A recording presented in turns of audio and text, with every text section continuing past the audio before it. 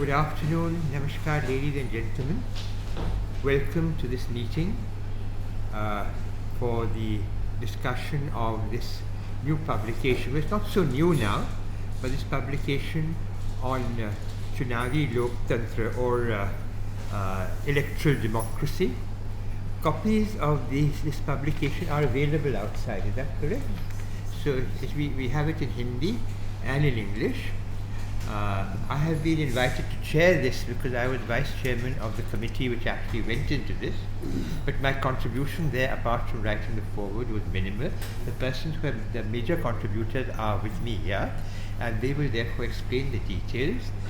But I will just take a few minutes to say why this is necessary and why it is important that you should be invited to actually participate in this whole process.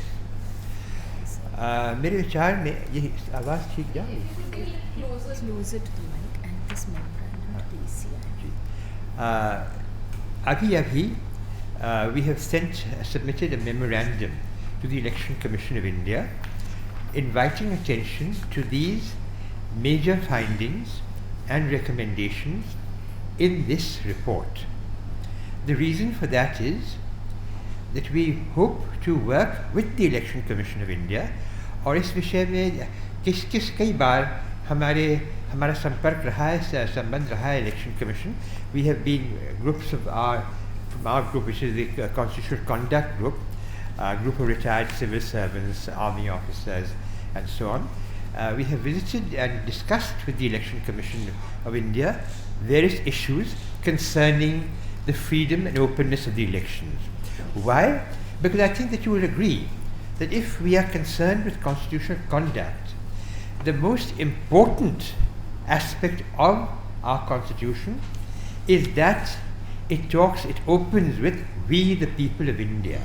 So it is a responsibility to the people of India to ensure the freedoms and liberties, in the gist, the democracy that is guaranteed to us in our constitution remains sacrosanct, remains respected, not only by us in India, but by all the world, as it has been so far, and becomes the guarantor of our freedom. Swatantrata Divas is not only a word. Azadi is not only a word. It is a concept. And is that concept being adhered to in the way that the electoral process in our country is evolving? Now, you will say that, well, we have a well-established system. It's been well-established for years. It has impressed the world, as I myself said. It is regarded as a model. But this electoral system is to evolve. I don't think we are saying that no, evolution, because the electoral system is perfect, therefore we must not allow any change. It will evolve. Now, information technology is the need of the hour, the need of the day. Some people have criticized it that it has overridden science, but so on and so forth. That argument is separate. But with the introduction of information technology, certain innovations have been brought in. And unfortunately, the innovations that have been brought in lack in some very essential concepts of making them fully democratic. I don't say, and I don't think it is the case of any of us, that EVMs should be all withdrawn and we should go back to ballot papers because they were transparent. We know, we are well aware, we have been all people who have actually conducted elections. I have in fact conducted elections of what you might call non-elections in the state of J&K when they were widely rigged. But the fact is that when they replace the old system, is it a superior system? And by superior I mean, is it beyond doubt and beyond question? Unfortunately, we have come to the conclusion that there are questions that remain unanswered. We have put these questions to the Election Commission of India. We have discussed these questions with the Election Commission of India.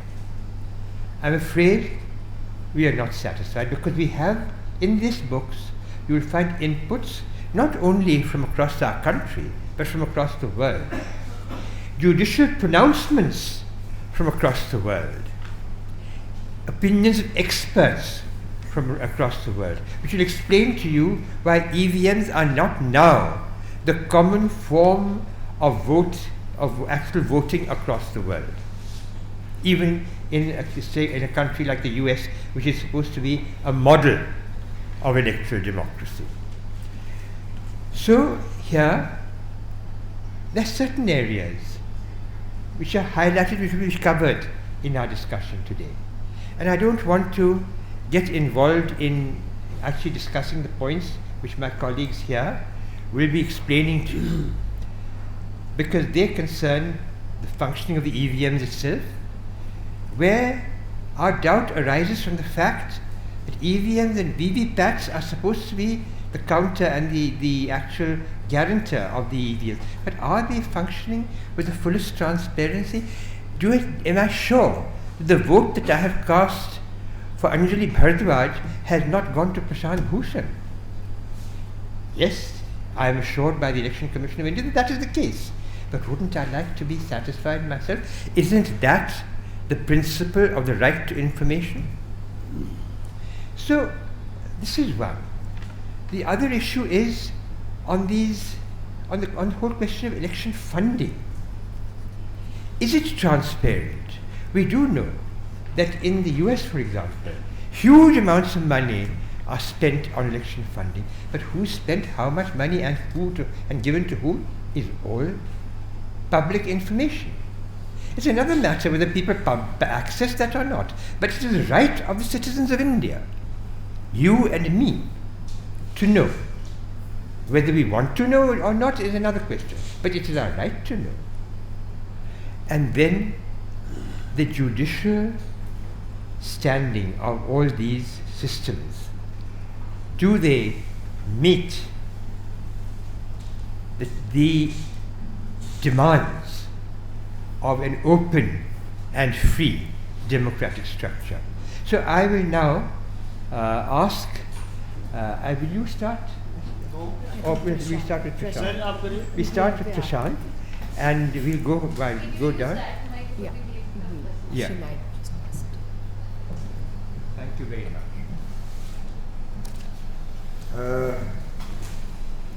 चुनाव की आजकल काफ़ी बात हो रही है और इन्होंने वन नेशन वन इलेक्शन का शगुफा छोड़ा है, थोड़ा उसी से शुरू कर लेते हैं।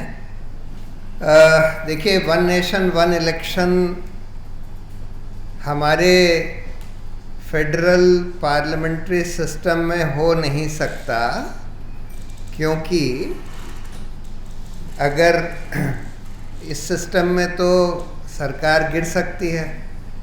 अगर मान लीजिए डिफेक्शन हो गया या कोई और वजह से सरकार गिरती हैं, 5 साल से पहले गिरती हैं, और नई सरकार अगर नहीं बन पाती तो फिर चुनाव करना पड़ता है।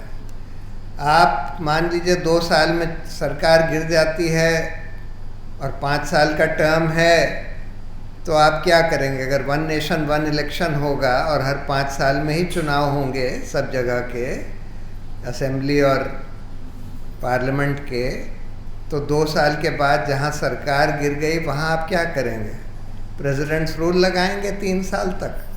और अगर मान लीजिए केंद्र की सरकार गिर गई 2 साल में, तब क्या करेंगे? अब वहाँ का प्रेसिडेंट्स रूल का क्या मतलब होगा? कौन उस समय राज करेगा? क्या वो केयर टेकर प्राइम मिनिस्टर के थ्रू प्रेसिडेंट्स रूल चलेगा? तो इसलिए वन नेशन वन इलेक्शन वहीं पॉसिबल है जहाँ प्रेसिडेंशियल सिस्टम होता है, जैसा अमेरिका में। और अगर आपको वो प्रेसिडेंशियल फॉर्म करना है तो हमारे संविधान में बहुत सारे अमेंडमेंट्स करने पड़ेंगे जो हमारे बेसिक स्ट्रक्चर को प्रभावित करेंगे, क्योंकि सुप्रीम कोर्ट होल्ड कर चुका है कि पार्लियामेंट्री डेमोक्रेसी और फेडरलिज्म वगैरह हमारे संविधान का बेसिक स्ट्रक्चर है। तो वो तो नहीं हो सकता। कुछ लोग ये कह रहे हैं क्योंकि इनके पास मेजॉरिटी नहीं है कॉन्स्टिट्यूशन अमेंडमेंट्स करने की, इनके पास आधे स्टेट्स या 2/3 स्टेट्स की भी कंसेंट चाहिए होगी, वो भी नहीं है, तो वो तो नहीं कर पाएंगे। लेकिन फिर ये शगुफा छोड़ा क्यों है? कुछ लोग कह रहे हैं कि अभी जनरल इलेक्शन जो पार्लियामेंट का इलेक्शन है उसको प्रीपोन कर दिया जाएगा, जिससे कि ये 5 राज्यों में जो नवंबर में हो रहे हैं उसके साथ इलेक्शन हो जाए। मेरा मानना है कि वो हरगिज़ नहीं करेंगे, क्योंकि इनको साफ दिख रहा है कि नवंबर में सारे चुनाव हार रहे हैं, और अगर केंद्र का भी चुनाव साथ में कर दिया तो वो भी हार जाएंगे। अब क्या कर सकते हैं? मेरा मानना है कि ये शगुफा छोड़ने का एक ही मकसद है कि ये 5 असेंबली का इलेक्शन ये पोस्टपोन कराना चाहते हैं, जिससे कि नवंबर में ना होकर अप्रैल में जनरल इलेक्शन के संग हो। और इस पर थोड़ा सा डिस्प्यूट है कि इसको पोस्टपोन कर सकते हैं कि नहीं कर सकते। देखिए 5 साल पूरे हो जाएंगे इन असेंबलीज के नवंबर दिसंबर में, तो कायदे से 5 साल के अंदर इलेक्शन होना ही होना होता है। लेकिन एक आध जजमेंट्स ऐसे हैं जिसमें शायद ये लिख दिया है कि 6 महीना उसमें फ्लेक्सिबिलिटी हो सकती है, तो शायद उसको इस्तेमाल करके ये लोग ये बोलें कि भाई हम ये 1 नेशन 1 इलेक्शन कंसिडर कर रहे हैं और इसलिए ये असेंबली इलेक्शन हम पोस्टपोन कर रहे हैं कि अप्रैल में जनरल इलेक्शन के संग होगा। मुझे ये लगता है कि ये शगुफा इस समय छोड़ने का मकसद सिर्फ ये है। लेकिन चुनाव तो कभी ना कभी होंगे ही, और हम लोग चुनाव के इंटेग्रिटी की बात कर रहे हैं। जैसे वजाहत साहब ने बताया, इस पे एक बहुत बड़ा कमीशन बैठा था जस्टिस लोकुर के नेतृत्व में, वजाहत साहब भी थे उसमें, और उन्होंने ये पाया कि इस समय जो ईवीएम वीवीपैट वगैरह का जो सिस्टम है ये इसमें काफ़ी घपला होने की संभावना है, हो सकता है। कैसे? देखिए ये तो अभी पक्का नहीं कहा जा सकता कि ये ईवीएम्स को ये लोग मैनिपुलेट कर सकते हैं कि नहीं, इलेक्ट्रॉनिकली मैनिपुलेट कर सकते हैं कि नहीं, डिजिटली मैनिपुलेट कर सकते हैं कि नहीं। लेकिन एक बात तो बिल्कुल क्लियर है, और ये हो भी चुका है, कि ईवीएम मशीन में पहले से कुछ वोट्स पड़े हों और उसको क्लियर ना किया जाए चुनाव वोटिंग शुरू होने से पहले, तो वो वोट भी उसमें आ जाते हैं। और कई बार ऐसा हुआ है, पाया गया है, जुडिशली रिकॉर्डेड है, इलेक्शन कमीशन ने एक्नॉलेज किया है। दूसरा, आप मशीन को ही बदल दें।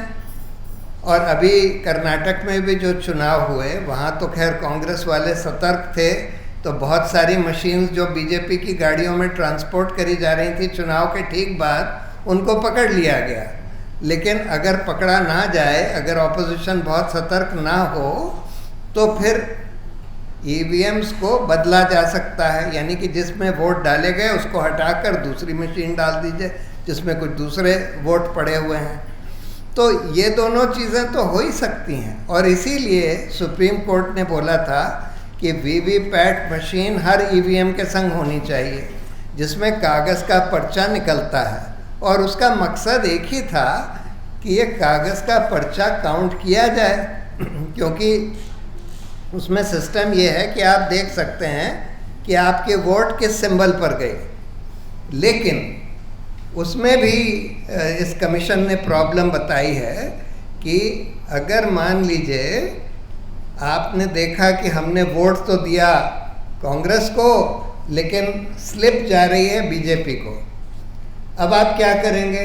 आप ऑब्जेक्शन दर्ज करेंगे, उसकी फिर सुनवाई होगी, बाद में होगी।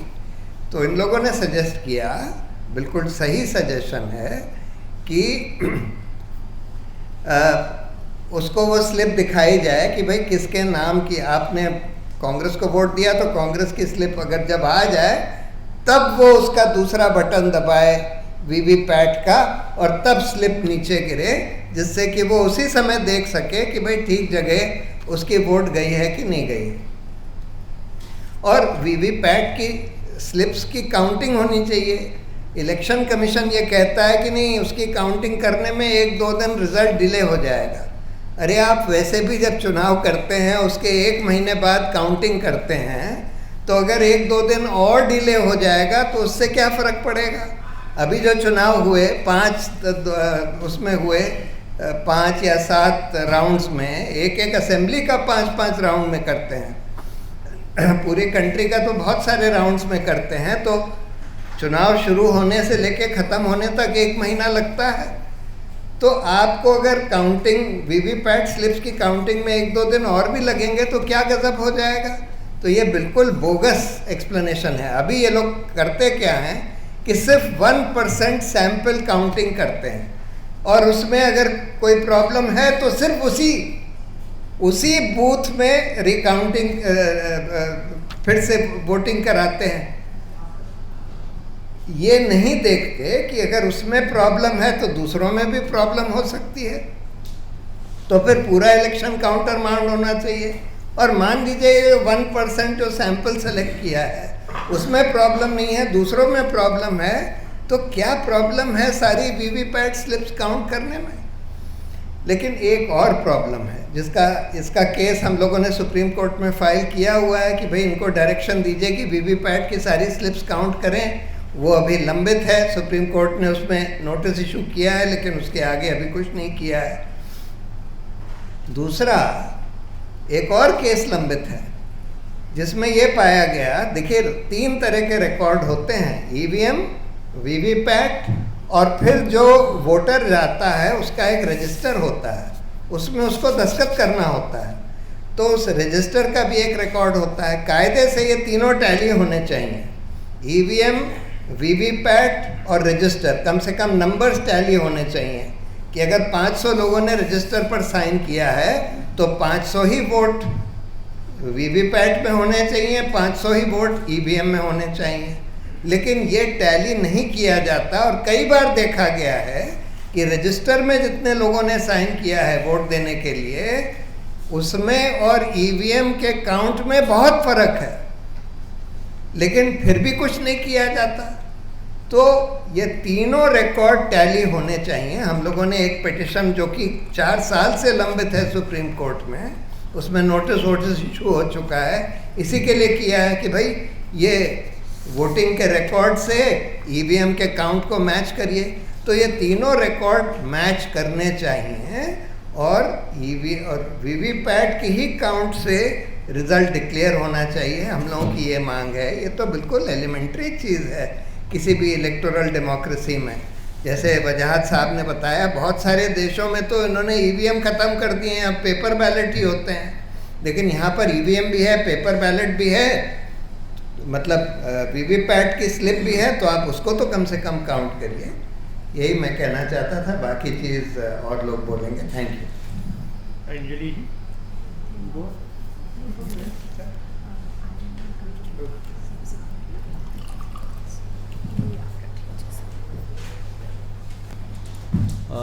Thank you.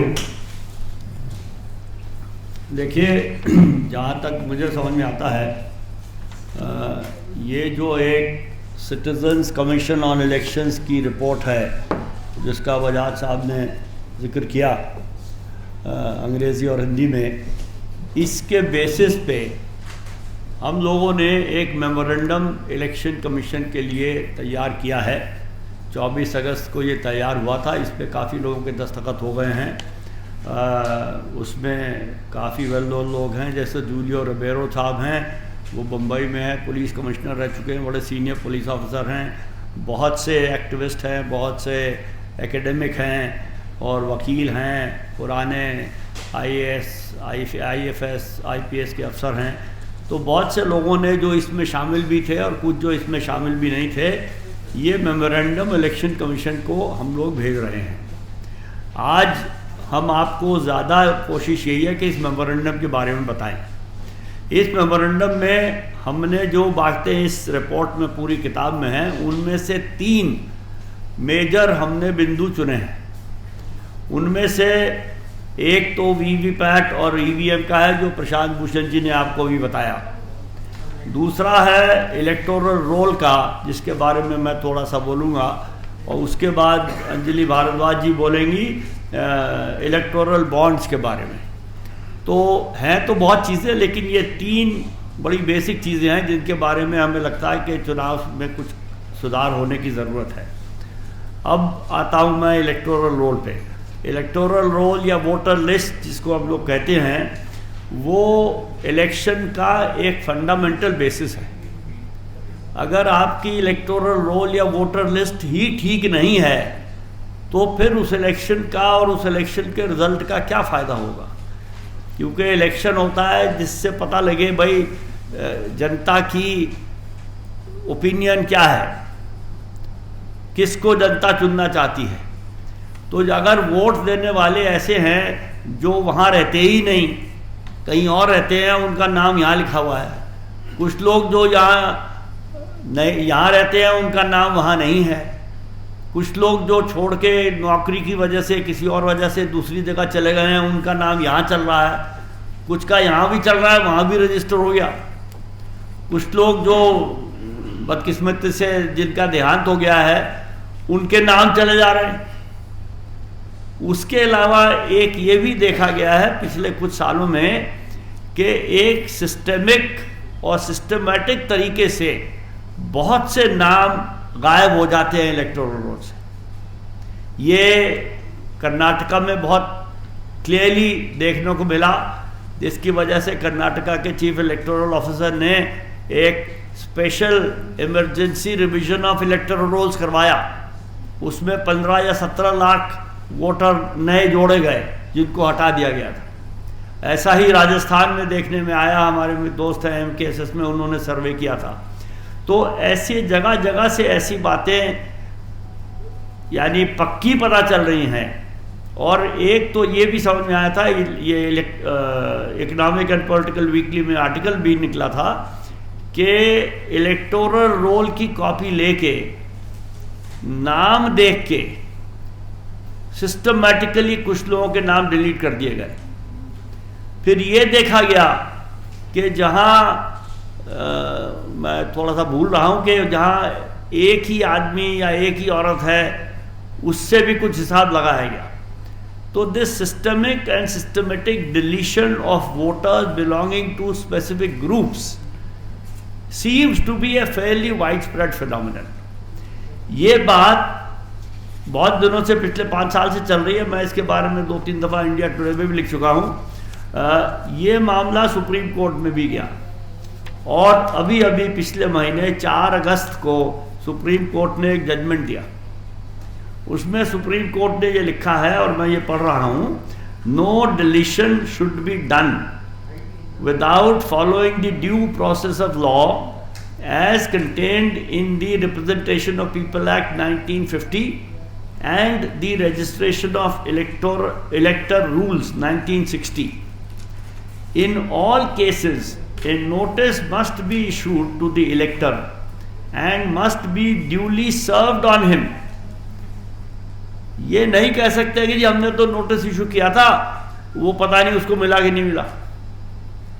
अब ये सुप्रीम कोर्ट का आदेश है कि इलेक्शन कमीशन को ये इंश्योर करना पड़ेगा और इसका सबूत देना पड़ेगा कि उसके ऊपर वो नोटिस सर्व हुआ। अब प्रशांति बैठे हैं इनके सामने, तो मुझे ही नहीं कहना चाहिए।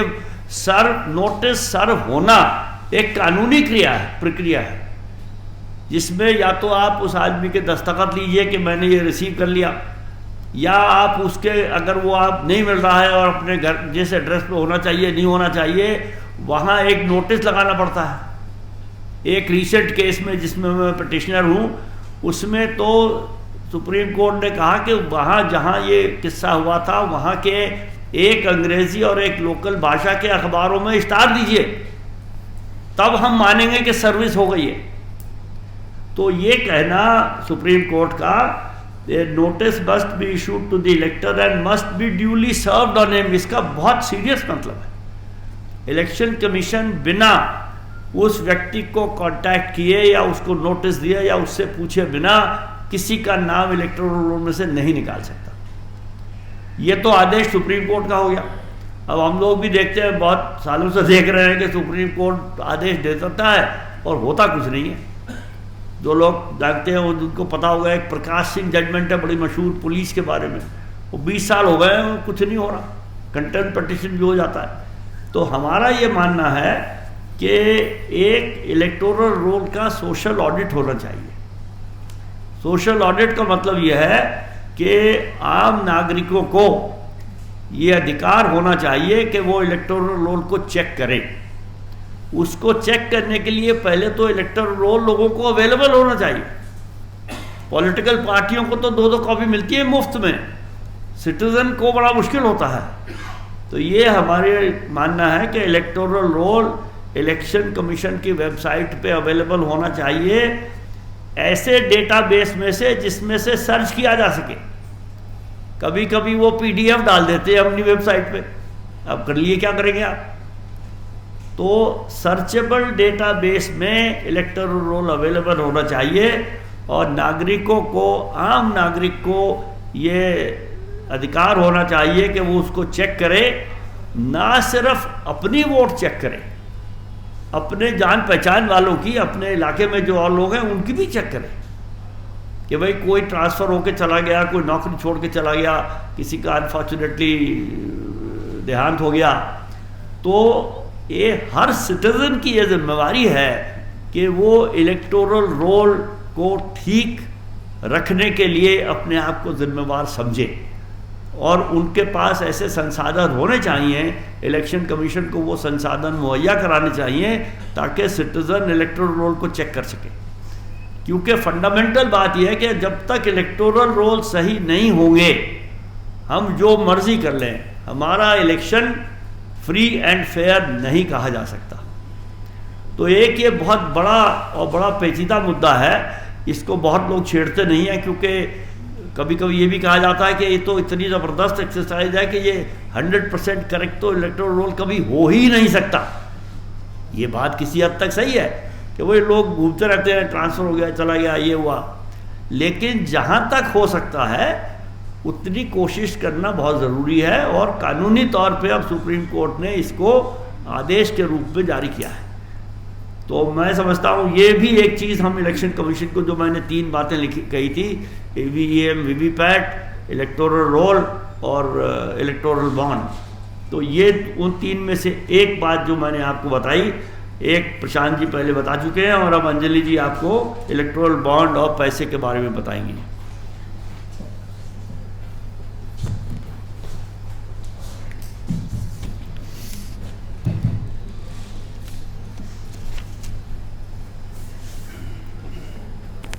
मैं थोड़ा political party funding, electoral bonds और इलेक्टोरल फंडिंग के बारे में बात करूंगी, क्योंकि जो CCE की रिपोर्ट है उसमें भी मनी पावर पे पूरी एक सेक्शन है, क्योंकि हम जानते हैं कि किस तरीके से मनी पावर का अब्यूज़ किया जाता है during elections, and how the introduction of electoral bonds has completely anonymized. It's opened the floodgates of anonymous funding of elections in our country, both from within India and also from foreign funds, from foreign sources.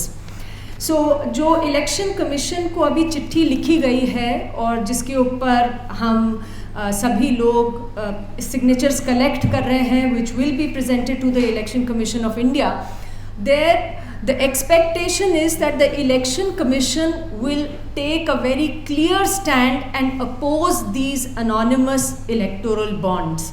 हमारी ये मांग है कि election commission of India कहे कि हम transparency होनी चाहिए है इलेक्शन फंडिंग में, एंड इलेक्टोरल बॉन्ड्स को हम अपोज करते हैं। तो इस रिपोर्ट में भी जो चर्चा है इलेक्टोरल बॉन्ड्स पे, सीधी सी बात है कि there has been a very long standing demand for transparency in political party funding. हम सब जानते हैं कि प्रॉब्लम ये होती थी कि इनकम टैक्स का जो कानून था उसमें 20,000 से कम की डोनेशन जब आती थी किसी पॉलिटिकल पार्टी को, तो इट कुड बी अनोनिमस, बताने की ज़रूरत नहीं थी कि डोनर कौन है। और एक बहुत समय से बात चली आ रही थी कि ये तो मजाक है, क्योंकि it just required some kind of accounting, creative accounting, और अकाउंटेंट्स बैठ के अगर 20,000 करोड़ रुपए भी आ रहे हों किसी से एक ही सोर्स से कैश में, तो अकाउंटेंट्स बैठ के 19,900 रुपये 19,900 की रसीदें बनाएंगे, उतनी ही रसीदें बना देंगे और कहेंगे कि ये तो अनोनिमस फंडिंग आई हमारे पास, although it might be coming from one source. So the idea was that, our demand was that there should be no anonymous funding of political parties.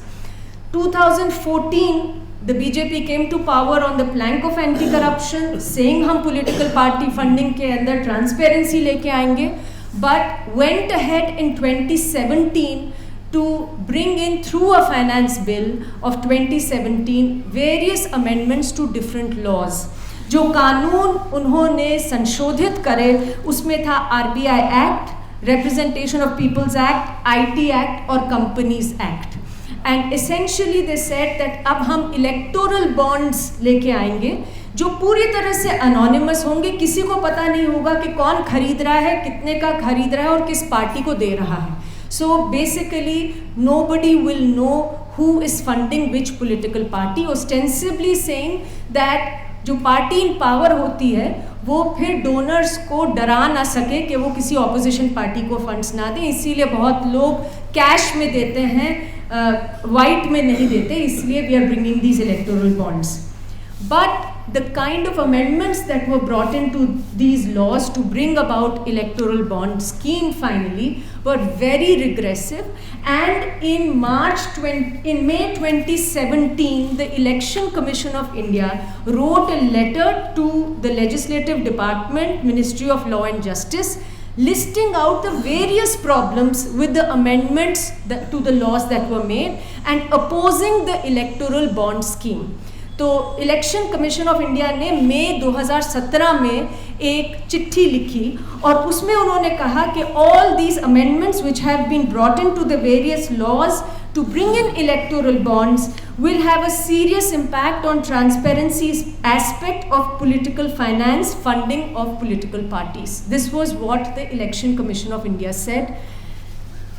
इसमें इन्होंने they went ahead and in March 2019 gave an affidavit to the Supreme Court of India in which they went on to elaborate also what were the problems.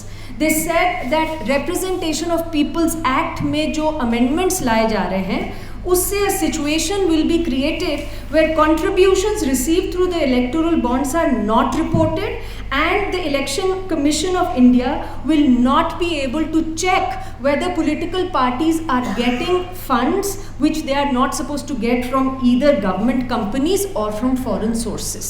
तो एक तो उन्होंने ये कहा.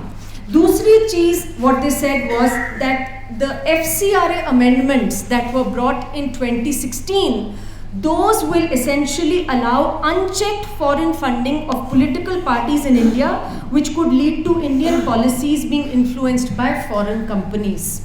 And they also went on to say that the changes that were brought to the Companies Act, जिसके तहत पहले only 7.5% of a company's profits in the previous 3 years, the average, could be donated to political party, that ceiling was done away with. So they said that it would open the possibility of shell companies being set up and a large amount of money transacting through shell companies. So this was the position of the Election Commission of India. अब मार्च 2019 और मार्च 2021 के बीच में क्या होता है, that is something which we need to question, because suddenly in March 2021 in the Supreme Court, the Election Commission of India changed its stance. It went on to, it says here that Shri Rakesh Dwivedi, learned senior counsel for the Election Commission of India, supports the electoral bond scheme. तो एकदम से 2 साल के अंदर अंदर उन्होंने अपना मन बदल लिया है इलेक्शन कमीशन ने, and they are saying that they in fact support the scheme. And they go on to say that people can do match the following. तो वो कह रहे हैं कि all that is required is a little more effort to cull out such information from both sides, purchaser of bond and the political party, and do some match the following. And they say that therefore it is not as though the operations under the scheme are behind iron curtains incapable of being pierced. And then they go on to say one of the contentions of the petitioners is that though the first purchase may be through banking channels for consideration paid in white money, Someone may repurchase the bond from the first buyer by using black money and hand it over to a political party. That's how money laundering can also happen. But they say that there is no need to worry because the bonds are not tradable. And the first buyer will not stand to gain anything out of such sale except losing white money for black. Basically saying कि किसी को black money की क्या ज़रूरत है हमारे देश में. So what we are saying is essentially that these electoral bonds are extremely dangerous. इसके अलावा बहुत clearly investigative journalists have shown that it is possible to track electoral bonds. Ultraviolet light में there is a unique number on each electoral bond which can be traced, and in any case the SBI is selling the bonds. And the government will have a way of finding out कितने पैसे electoral bonds के through किस party को गए. So citizens of India will be in the dark, opposition parties will be in the dark, but the government of India, the ruling party in power, will know exactly how much money went through electoral bonds to which political party. वो तो वैसे भी पता रहता है. The main thing is they will know कि किसने दिया. किसने दिया वो किसने खरीदा. Track हो रहे हैं. Can be done State Bank के through कर सकते. That's right. So they can be the State Bank of India data can be used, and किसने कितना पैसा electoral bonds के through दिया वो government of India and therefore the ruling party will know. Now we are therefore saying that this completely destroys the level playing field, and हम देख रहे हैं कि इलेक्टोरल बॉन्ड्स कितने बिके, उसमें से 70% के करीब इलेक्टोरल बॉन्ड्स जो हैं वो रूलिंग पार्टी के पास ही गए, उन्हीं को दिए गए. This is directly a result of this, and our demand therefore is that the Election Commission of India must oppose electoral bonds, and in fact 2013 में Central Information Commission की ruling थी full bench की that all political parties will be covered, national political parties will be covered under the ambit of the RTI law. The national political parties sat in uncivil disobedience and they refused to give information to citizens despite this CIC order and not getting any stay from any court. They refused to give information to citizens. We have of course been saying that they should submit themselves to the provisions of the Right to Information Act. It has been challenged by political parties, but this is very important to ensure that there are actually free and fair elections in the country. As a voter, I know I have a right to know which political party is getting funded from where, because हम जानते हैं कि political parties उन्हीं के लिए काम करती हैं जो उनको पैसे देते हैं. So we have a right to know as we go to cast our vote that which political party is getting funded from where, and this information should be made available to citizens. Thank you, Anjali ji, Prashant ji and Joker ji. Now of course it will open to questions. I'm afraid I will have to now go away because I have another engagement, so you will be there to answer.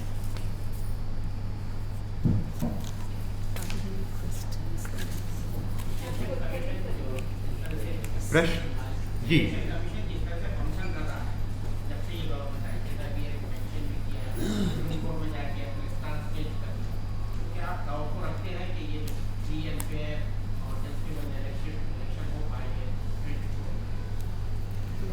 अगर प्रश्न मुझसे है तो मैं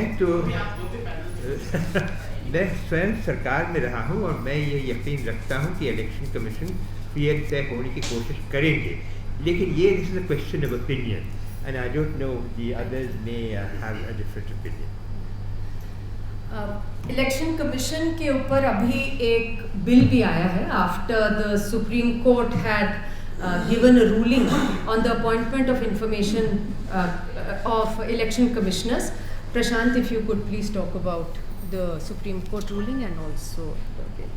देखिए, हम लोग supreme court गए थे कई साल पहले कि इलेक्शन कमीशन का चयन पूरा सरकार के हाथ में है और एक इंडिपेंडेंट चयन समिति होनी चाहिए जिसमें कम से कम कुछ स्वतंत्र लोग हों और हमने बोला था कि जैसे सीबीआई के डायरेक्टर का होता है, जिसमें प्रधानमंत्री, लीडर ऑफ ऑपोजिशन और चीफ जस्टिस होते हैं, उस तरह की चयन समिति हो सकती है। तो सुप्रीम कोर्ट ने ये बात मानी।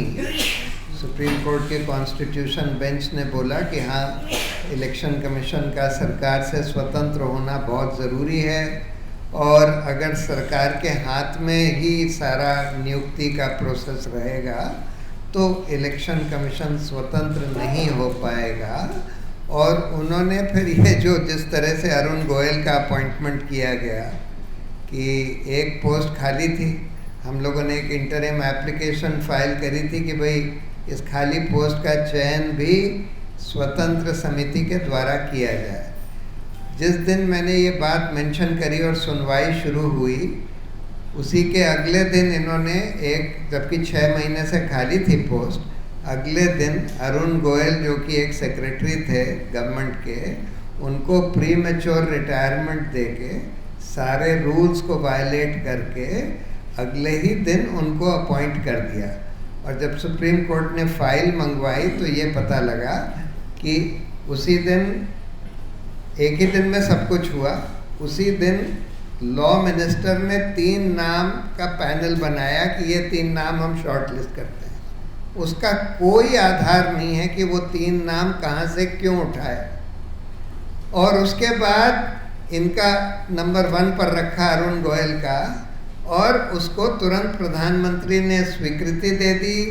तुरंत ही उनका प्रीमेच्योर रिटायरमेंट के कागज़ मूव हुए, तुरंत ही उनका एक्सेप्ट भी हो गया। सब कुछ एक दिन में हो गया। तो ये साफ है कि इलेक्शन कमीशन आज स्वतंत्र तरीके से नहीं एक्ट कर रहा। अगर आप यही देख लें कि भाई कितने केस में जहाँ मॉडल कोड ऑफ कॉन्डक्ट का उल्लंघन होता है तो ऑपोजिशन लीडर्स के खिलाफ कब करते हैं और रूलिंग पार्टी के लीडर्स के खिलाफ क्या करते हैं, उसी से आपको दिख जाएगा कि स्वतंत्र नहीं है। इलेक्शन की डेट्स सरकार को पहले पता होती हैं, इलेक्शन कमीशन बाद में अनाउंस करता है। इसी से आपको समझ में आ जाएगा। तो ये बात तो सही है कि इलेक्शन कमीशन सरकार के कब्ज़े में है। अब सवाल ये है कि इलेक्शन कमीशन की भी बेईमानी करने की एक सीमा होती है। कितनी बेईमानी करवा सकते हैं, कितनी बेईमानी होने दे सकते हैं चुनाव में, उसकी भी एक सीमा होती है ना। तो थोड़ा बहुत करने देंगे, करवाने देंगे, लेकिन बहुत एक लिमिट के बियॉन्ड वो नहीं हो सकता। तो इसीलिए ये नहीं सोचना चाहिए कि क्योंकि इलेक्शन कमीशन सरकार के कब्ज़े में है तो ईमानदारी से चुनाव हो ही नहीं पाएंगे। फिर भी हो जाते हैं, थोड़ी बहुत बेईमानी सरकार करती है, लेकिन फिर भी बहुत ज़्यादा बेईमानी नहीं कर पाती। तो ये है situation. So my question is, when we are having elections in different states and then it's in different phases, so that also leads to corrupt practices when the election results are coming after a gap. So like recently one of the clubs, the National Sports Club, they had the elections, उसमें भी इस type से काफी कुछ होता रहता। Recently they had the SEBI. SEBI took over this time and they had election process through tablets, where there were 10 candidates in Delhi, there was another round of candidates in Bombay, so it was all on the tablet. So it was on single day. Earlier they used to also have it in 2 phases. फिर वो influence होता है, वहाँ party बनाते हैं, यहाँ party बनाते हैं. So can we not look forward to some sort of reform, a major reform where election commission is just organizing and election process is taken over by somebody else? नहीं, हो सकता है कि आगे चलकर हिंदुस्तान में प्रॉब्लम ये है ना, अगर आप ये बोल दें कि सब लोग घर से ही वोट दे दें, अब उसमें तरह तरह की प्रॉब्लम्स हैं कि सबके पास इंटरनेट नहीं होता, सबके पास ये स्मार्टफोन नहीं होता, सब लोग उस टेक्नोलॉजी को इस्तेमाल नहीं कर सकते वगैरह वगैरह। और उस टेक्नोलॉजी में कितनी बेईमानी हो सकती है, कितना मैनिपुलेशन हो सकता है, किसी को नहीं पता है।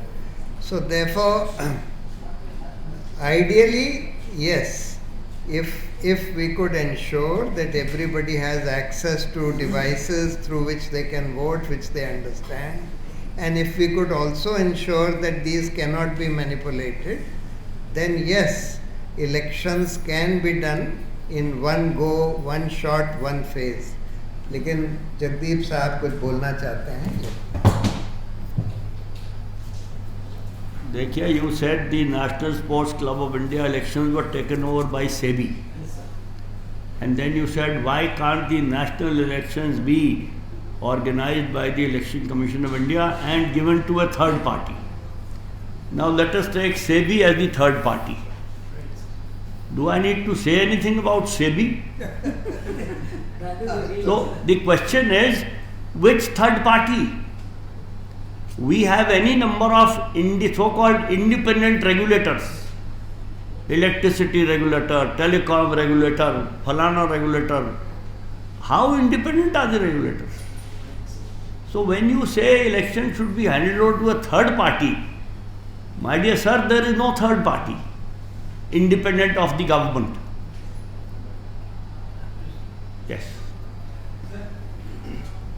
मेरा सवाल प्रशांत फर्स्ट।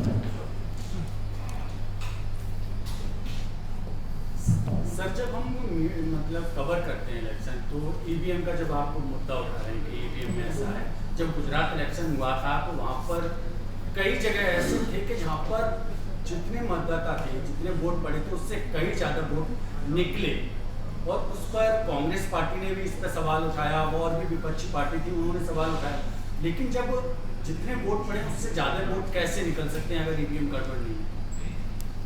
नहीं, तो ईवीएम में देखिए पहले से वोट डाले जा सकते हैं। हाँ, ये भी अभी ठीक नहीं पता कि उसमें वोट डालने के बाद कोई और मैनिपुलेशन हो सकता है कि नहीं हो सकता।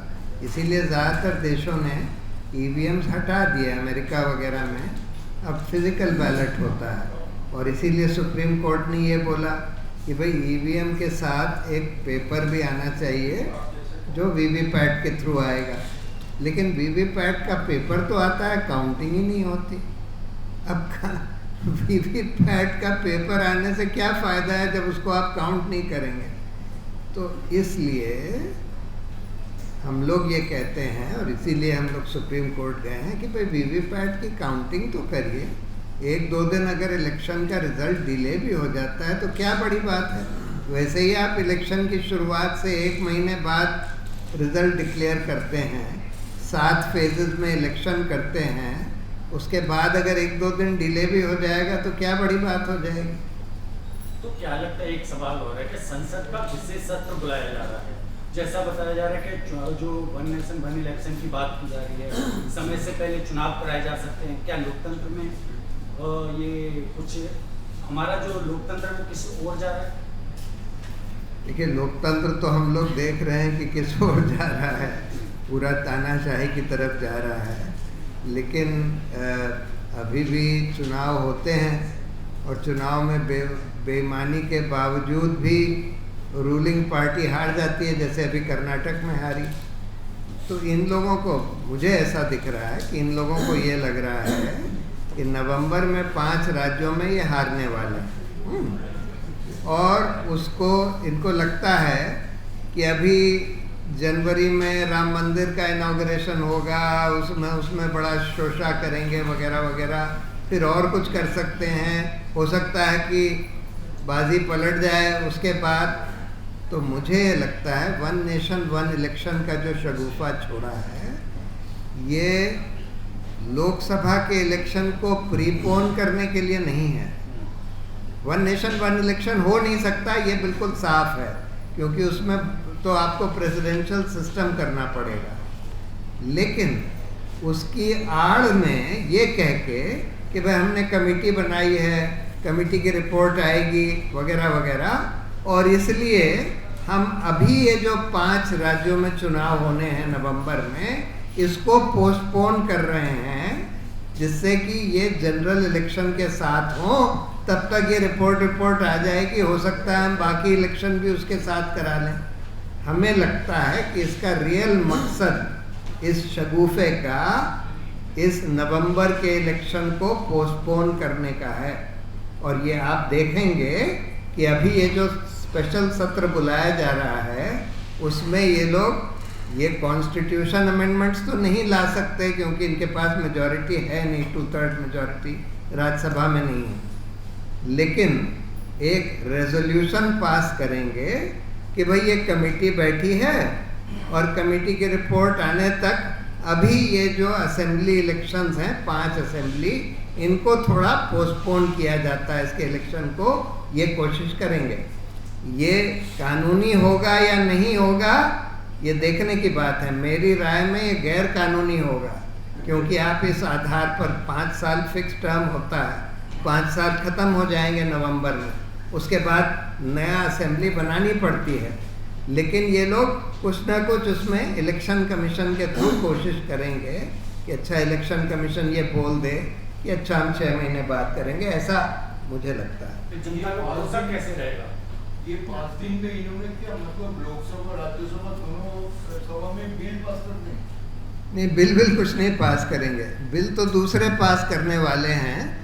कुछ लोग कह रहे हैं कि एक बिल शायद सेंट्रल इन्वेस्टिगेटिंग ऑफिसर का बिल लाएंगे, हो सकता है, क्योंकि एनफोर्समेंट डायरेक्टर को ये लोग सीबीआई और ईडी के ऊपर बैठाना चाहते हैं। उसका रिटायरमेंट है 15 तारीख को, उसके बाद उसको सेंट्रल इन्वेस्टिगेटिंग ऑफिसर बनाना चाहते हैं जो सीबीआई और उसके ऊपर बैठेगा। उसके अलावा कुछ लोग ये भी कह रहे हैं कि विमेंस रिजर्वेशन बिल ला सकते हैं, लेकिन 1 नेशन 1 इलेक्शन का कोई बिल नहीं आएगा, ये आप मुझसे लिख कर ले लीजिए।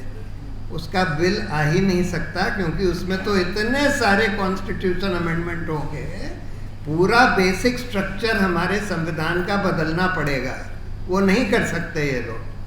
लेकिन ये शगुफा इसलिए छोड़ा है कि ये इलेक्शन पोस्टपोन कर दें।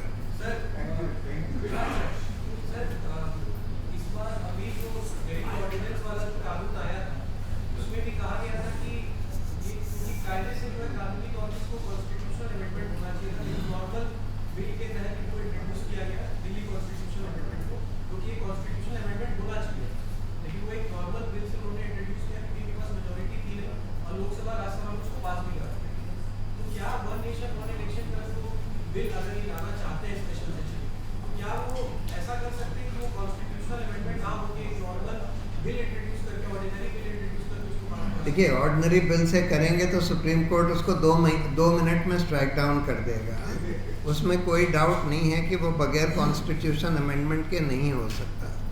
लेकिन करने को ये लोग कुछ भी कर सकते हैं। आजकल तो बिल पर कोई वोटिंग भी नहीं होती, हो हल्ले में कह देते हैं पास हो गया, पास हो गया, पास हो गया। मेजॉरिटी ना भी हो तब भी कह सकते हैं पास हो गया। स्पीकर इनका है, वाइस प्रेसिडेंट इनका है, कुछ भी कर सकते हैं। पार्लियामेंट को चलने नहीं देते और शोर शराबे में हो हल्ले में कह देते हैं ये भी पास हो गया। 50 बिल इस तरह से पास कर लिए। करने को कुछ भी कर सकते हैं, लेकिन मेरी राय में ये नहीं करेंगे क्योंकि सुप्रीम कोर्ट से 2 मिनट में स्ट्राइक डाउन हो जाएगा, इतना ज़्यादा इलीगल होगा। I think there's one more question there. तो मेरा सवाल ये है कि जो इलेक्टोरल बॉन्ड्स का केस है तो उसमें आपकी सुप्रीम कोर्ट से क्या मांग थी? वो पूरी तरह से हटा दी जाए या उसको कोई ऐसा मेजर लाया जाए कि इलेक्टोरल बॉन्ड्स की फ्रेमवर्क में उसको अकाउंटेबल कर दिया जाए? एंड सेकंड उसका पार्ट है सर कि अब जो आर्टिकल 370 की केस की हियरिंग चल रही है तो उसके बाद लाइकली आपको कब लग रहा है कि इलेक्टोरल बॉन्ड्स की हियरिंग हम देख सकते हैं? And like if you want to say कि अगर कोर्ट क्या कर सकते हैं इन चीज़ों में given how the court has been functioning? ये कुछ कह नहीं सकते कि कब इलेक्टोरल बॉन्ड की हियरिंग होगी। हम लोग तो कोशिश कर रहे हैं कि जल्दी से जल्दी हो जाए और ये 370 की हियरिंग ख़त्म होते ही हो जाए, लेकिन कुछ कह नहीं सकते कि कब हो पाएगी। दूसरा तुम्हारा सवाल क्या था कि आप चाह रहे हैं कि इलेक्टोरल बॉन्ड्स पूरी तरीके से? हाँ, हम लोग तो चाह रहे हैं रिपील हो जाए, क्योंकि वैसे तो कोई भी डोनेट कर सकता है लेकिन अनोनिमसली नहीं कर सकता। ये तो अनोनिमस फंडिंग है ना। और वो बिल भी electoral bond scheme money bill के तौर पर पास हुई थी बजट में।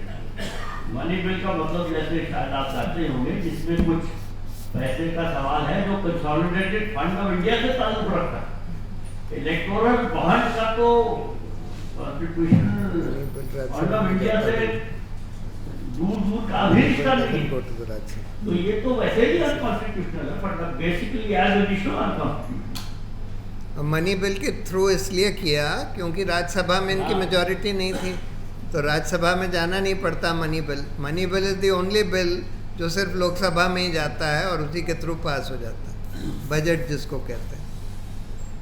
आई थिंक द लास्ट क्वेश्चन जी। मेरा सवाल दूसरे किस्म का है। ये मुंबई में पक्षी दलों की बैठक हुई, दिग्विजय सिंह जी ने ईवीएम का मसला उठाया, लेकिन सारी पार्टियों ने उसको शट डाउन कर दिया, मेरा सवाल बेसिकली ये है कि पब्लिक में अवेयरनेस क्रिएट करने का जितना असर पॉलिटिकल पार्टीज का हो सकता है, तो कोई पॉलिटिकल पार्टी इसको डिस्कस नहीं करना चाहती, अपने इसको एजेंडा नहीं बनाना चाहती, या एजेंडे में से एक हिस्सा नहीं बनाना चाहती, तो ये ईवीएम का मसला खाली सुप्रीम कोर्ट के जरिए हल हो सकता है? देखिए, ऐसा है कि कई लोगों का ये मानना है कि ईवीएम में छुटपुट मैनिपुलेशन तो किया जा सकता है कि आपने 2-4 ईवीएम बदल दिए, कुछ 2-4 मशीन में पहले से कुछ वोट्स पड़े हुए हैं, लेकिन लार्ज स्केल मैनिपुलेशन शायद ईवीएम में अभी भी नहीं हो सकता। और इस वजह से कुछ लोग सोचते हैं कि भाई ये कोई इतना बहुत इम्पोर्टेंट मसला नहीं है जिसको इतना हम लोग कैंपेन के तौर पर उठाएं। ये कई लोगों का मानना है, लेकिन अगर आप ये सिटीजन्स कमेटी की रिपोर्ट पढ़ें तो उसमें समझ में आ जाता है कि इसमें बहुत तरह तरह के संदेह हैं। आई वांट टू थोड़ा सा मैं उसको सप्लीमेंट कर दूँ। देखिए, आपके सवाल का मतलब यह है कि सिविल सोसाइटी या फिर थोड़ा सा हाइपर बोल कहें कि जनता जो चाहती है वो शायद पॉलिटिकल पार्टी नहीं चाहती। ये मसला एक दफ़ा मेरे सामने आ चुका है। मैं लॉ कमीशन में किसी काम के लिए प्रेजेंटेशन करने गया था, तो मुझे वहाँ पूछा गया था कि अगर सारी पॉलिटिकल पार्टी एग्री कर जाती हैं तो आप क्या करेंगे, आपको क्या तकलीफ? तो मैंने ये कहा था कि देखिए, इलेक्शन पॉलिटिकल पार्टियों की बकौती नहीं है। सिटीजन नागरिक होने के नाते मेरा भी इलेक्शन पे कुछ अधिकार है, और इसलिए सारी पॉलिटिकल पार्टियां भी एग्री कर लेगी तो भी मैं या मेरे साथी इसका विरोध करेंगे और सुप्रीम कोर्ट तक करेंगे और सड़कों पे करेंगे, जहां तक कर सकते वहां तक करेंगे, उसकी तो इजाजत है। और यही बात जो लोग पुराने लोग अगर यहाँ है, मुझे ठीक निराश हुई कि जब 2002 में सुप्रीम कोर्ट का पहला जजमेंट आया था एडीआर का कि कैंडिडेट्स को अपनी क्रिमिनल बैकग्राउंड, फाइनेंशियल बैकग्राउंड बतानी पड़ेगी, तो उस वक्त जो उप प्रधानमंत्री थे उन्होंने टेलीविजन पे ये कहा था कि जो लोग जिन्होंने कभी इलेक्शन नहीं लड़ा वो हमें बता रहे हैं कि इलेक्शन कैसे लड़ना चाहिए। उसका जवाब ये दिया गया था, जवाब तो ड्राइंग रूम में दिया जाता है हमारे देश से, कि हम लोग इलेक्शन लड़ते नहीं है लेकिन इलेक्शन में वोट करते हैं, हमारा भी इलेक्शन से कुछ रिश्ता है। आप खड़े हो जाइए, अगर कोई वोट ही नहीं देगा तो आप कहाँ जाएंगे? तो पॉलिटिकल पार्टियों का इस चीज को ना समझना is perhaps a function of that every political party is looking for कि मेरा नंबर भी आएगा। इलेक्टोरल बॉन्ड में भी यही है, सिवाय एक पार्टी के किसी और पार्टी ने सुप्रीम कोर्ट में कुछ नहीं किया, वो इस उम्मीद में मेरा नंबर भी आएगा। तो पॉलिटिकल पार्टियां माने ना माने, जिस चीज को हम गलत समझते हैं उसको गलत करेंगे और उसको ठीक करवाने की कोशिश करेंगे। जी, तो I think the issues that are being raised are of great public interest and जैसे कि जगदीप जी ने कहा कि हमने ये लगातार देखा है, even when the central information commission का फुल बेंच का ऑर्डर आया कि national political parties have to be covered under the ambit of the RTI law, जब सीआईसी ने कहा कि दे आर कवर्ड, तो सारी पॉलिटिकल पार्टीज मिल के wanted to bring an amendment to the RTI law I mean, otherwise parties don't see eye to eye, but all of them were willing to come together to say that we will amend the RTI law to say political parties will be out of the ambit of the RTI Act. तो मतलब वो हम लगातार देखते आए हैं. Electoral bonds पे आपने कहा, EVM पे और VVPAT पे भी हम देख रहे हैं that very often they don't come on the same page, but as citizens, as members of civil society from different campaigns and groups that are asking for electoral reforms, we feel that these issues are very important. इस memo की copy is available outside. Very broadly, we are saying that the 3 democracy principles have to be essentially adhered with. One is that our vote should be cast as intended, recorded as cast and counted as recorded. So उसके लिए हमने basically यही demand करी है election commission of India से that the VVPAT system should be recalibrated to be fully voter verifiable, because unless I know that my vote is being recorded the way I have cast it, it does not satisfy me as a citizen. A voter should be given the VVPAT slip in her hand and they should be able to cast it in a chip-free ballot box for the vote to be valid.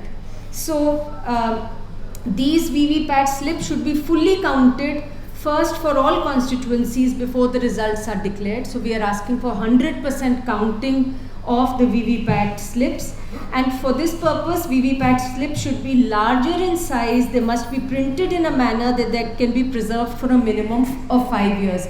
Right now they come out on a thermal paper जो कि 3 महीने के अंदर अंदर उसके ऊपर क्या लिखा था गायब हो जाता है. So even if the court wants to hear the matter and something has to be re-examined, that trail is only not available. What we are calling the voter verifiable paper trail, वो trail ही गायब हो जाती है. And we have of course said that the results of the counting of VVPAT slip should be cross-verified with the electronic tallies of EVMs of every constituency before the results are declared. And in case of any mismatch, the counting of VVPAT slip should be treated as the final result, as is also laid down in Rule 56 of the Conduct of Election Rules. And Form 17A, जो कि Register of Electors है, Form 17C, which is account of votes recorded, must be tallied and publicly disclosed at the end of polling on polling day itself. And Form 17A and 17C should also be tallied with the manual count of VVPAT slips before the declaration of results. So these are our demands, irrespective of whether political parties come together and sort of decide that they will support this or not. And also, unfortunately, irrespective of whether the Supreme Court has yet agreed to 100% counting of VVPAT slips, this is what we feel is very important to maintain the integrity of elections. और बाकी electoral rolls और electoral bonds पे हमारी election commission of India से जो demands हैं उसके ऊपर चर्चा हो ही चुकी है. So thank you very much for joining us here, and the copy of this memorandum, please feel free to sign it also. We've left a little form for signatures outside the door, and thank you once again for joining us. And copies of this report in English and Hindi are available outside for sale.